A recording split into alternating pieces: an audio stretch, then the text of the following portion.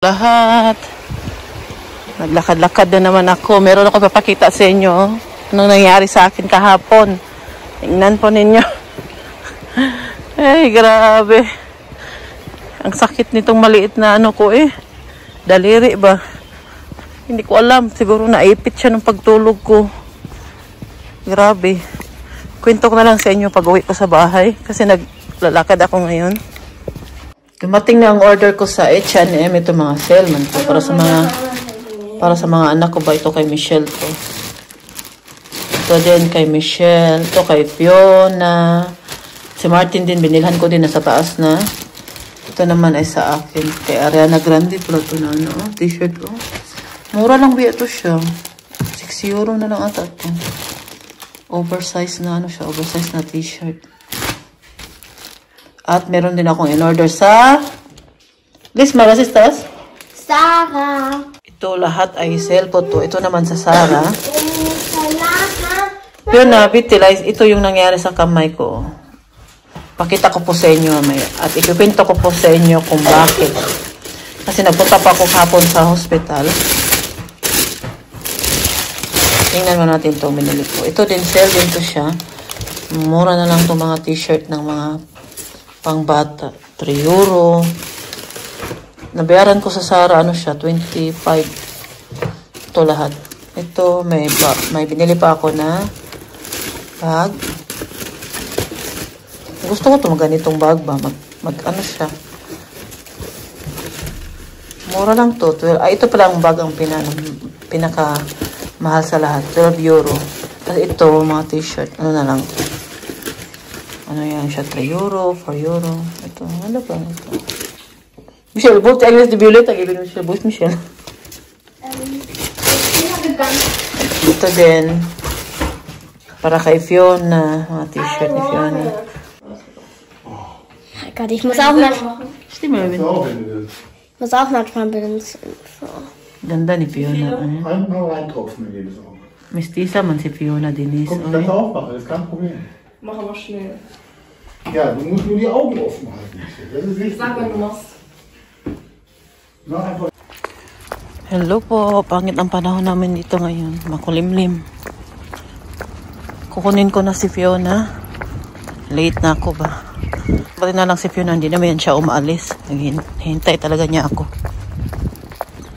Kahit gusto niya umuwi mag-isa pero hindi ko siya pinapayagan dahil nga ang bigat ng ano niya, padala niya. Sana all.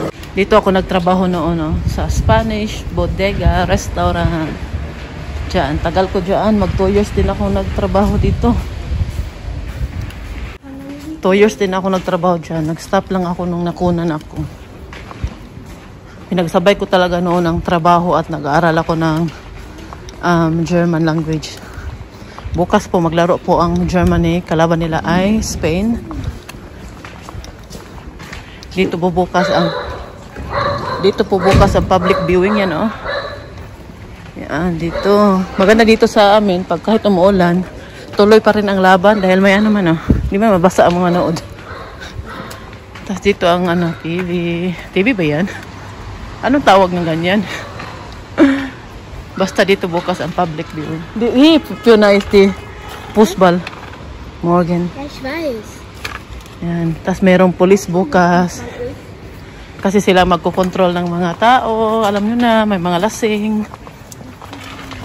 May mag-away-away. Hindi talaga yun maiwasan.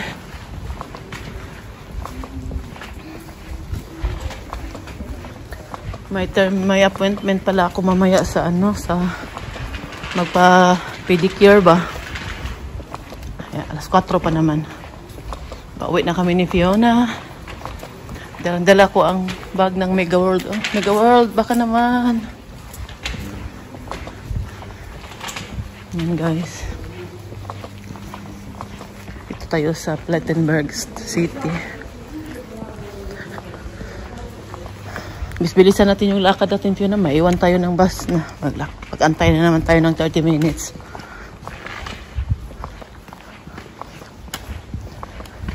Diyan ako magpa-pedicure mamaya dito sa gitna. hindi ko pa pala naikwento sa inyo kung anong nangyari, bakit dinala ako ni Martin kung bakit sinugod ako ni Martin sa hospital at naghintay kami noon ng 3 oras. Grabe, madaming pasyente sa ambulant, tawagin na pa sa emergency ba. Dinala ako ni Martin dahil nung Lunes po na pagkagising ko, napansin ko na masakit itong maliit kung ano ba, ito ba, maliit. Napansin ko masakit siya. Kaya ang ginawa ko, dandahan ko siyang ginagalaw, ginaganyan ko siya. Hindi ko talaga siya halos magalaw nung Lunes, kahit ganyan. Ngayon, na ganyan ko na siya nung isang araw, hindi talaga. Hindi ko alam kung anong nangyari, hindi ko naman maalala kung saan to nangyari ba. Hindi ko naman na kasi kung nabangga yung kamay mo sa matigas na bagay o dito sa bahay, maramdaman mo naman yan, di ba? Hindi ko talaga maalala. Sabi ko, hindi naman ako nabangga o na ano yung kamay ko. Hindi ko talaga maalala. Kaya sabi ko kay Martin, siguro sa pagtulog to nangyari. Kasi po, pag ako natutulog, yung kamay ko nilagay ko talaga sa ulo ko. Ng ilang oras po yan. Magising na lang po ako minsan na masakit na yung kamay ko. At doon talaga yung yun talaga yung duda ko na doon nangyari. Nung Lunes po, dapat magtulong ako na maglinis ng bahay doon sa pinsan ni Martin. Hindi ko talaga kaya. May appointment kami noon Lunes sa City Hall dahil nga sa passport ng mga anak ko. Pagka uwi namin doon, diretso na sana ako doon sa bahay ng pinsan ni Martin. Hatid ako ni Martin. Kaya lang, hindi ko nagawa dahil hindi ko talaga kaya. Dahil yung hapon na yun, na siya ba, parang yung sakit niya, hindi talaga nawala.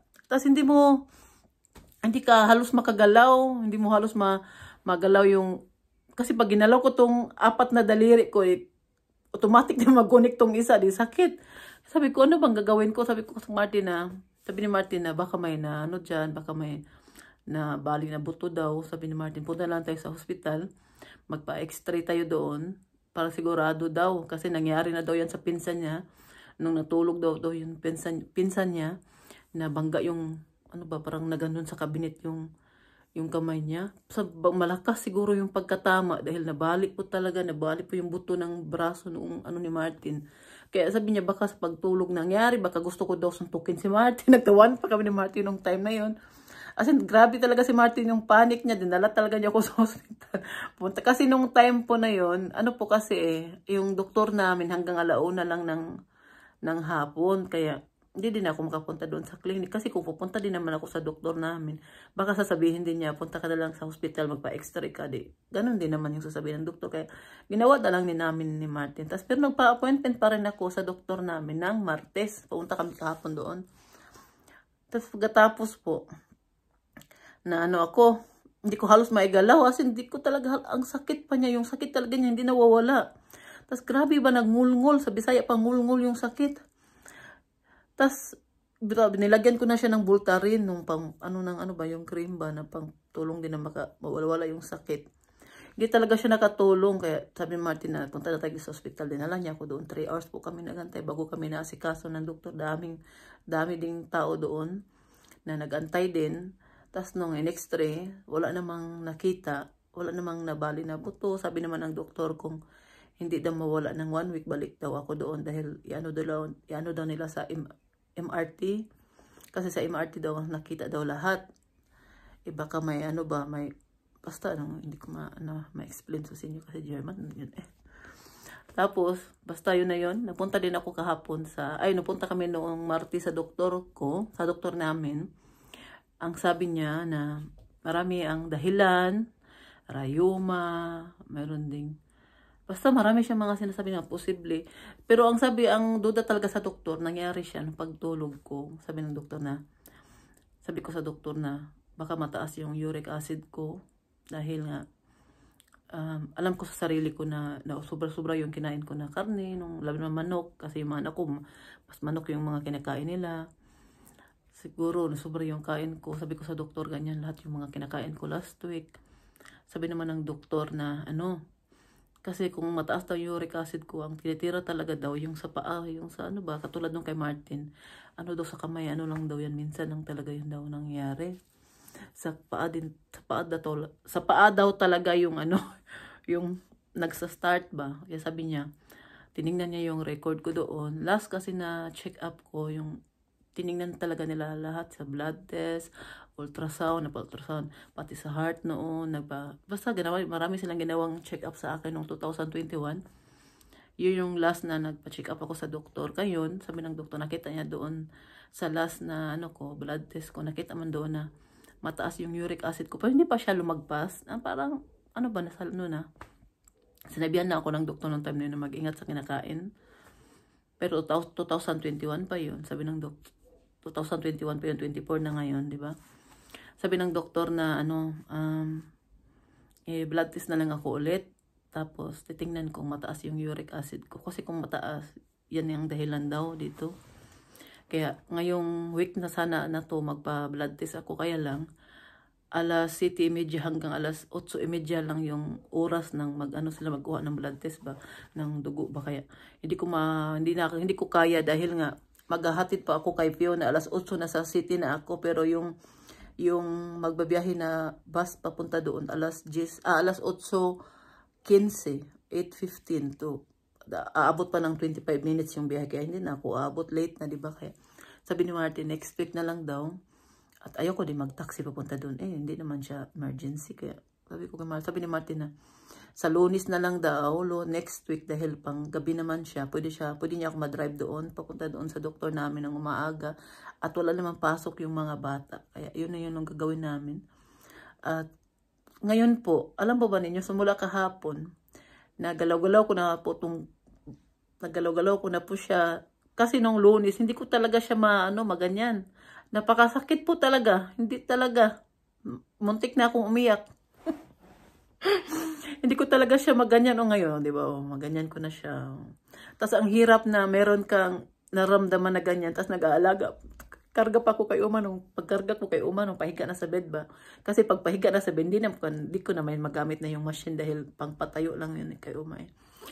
Yung paghiga na ako lang dito, wala si Martin. So sigaw-sigaw ako kasi natama yung tumama doon sa paa ni Uma, tong maliit kong dali. Ginawa ko.